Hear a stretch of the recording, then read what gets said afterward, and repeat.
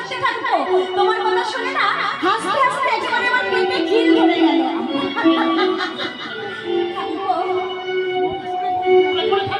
আমার কিছু ভালো লাগে আমি তোমরা করে থাকি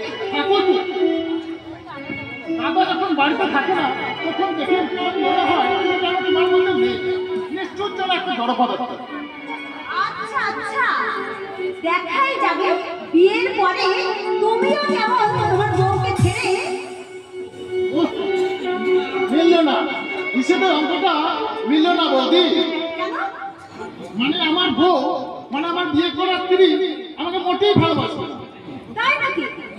তার সব জানতা মশাই, মেয়েদের তুমি কতটুকু চেনো?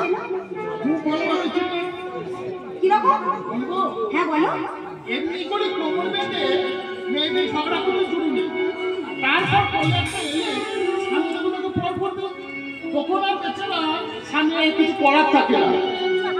মনের ব্যথা মনেই গোপনে রেখে নীরবে স্ত্রীর আদেশ পালন করে যেতে হয়। আরো এক কথায় বললে শেষ হবে না। কি হলো?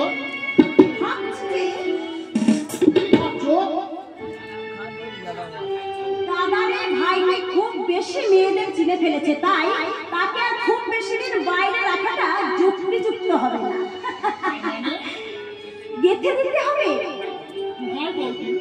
এখনো কাজটা করতে দেবো, তাহলে আমি মারা বসতে আগে আমি ভার বাবার ক্ষমতা অর্জন করি।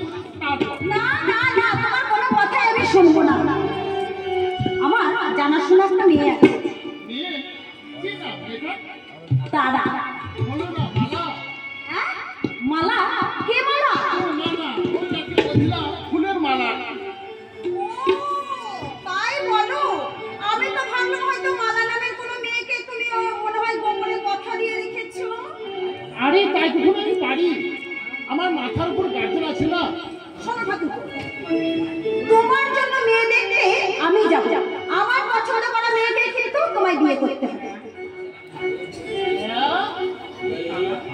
ওই তারা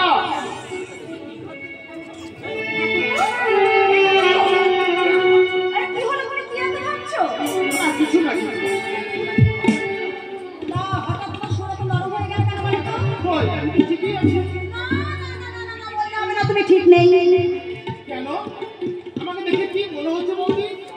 চপ খাবে না? মোচার চপ? না না। তাহলে বাদাম ভাজা? না না। তাহলে গরম দুধ? আরে না না না, কিচ্ছু খাবো না। গেটম্যানকে ঘুষ দিয়ে তুমি লাইন ক্লিয়ার করতে চাইছো তাই না? কিন্তু তুমি তো পারবে না। তাহলে কি হবে বৌদি? নেব না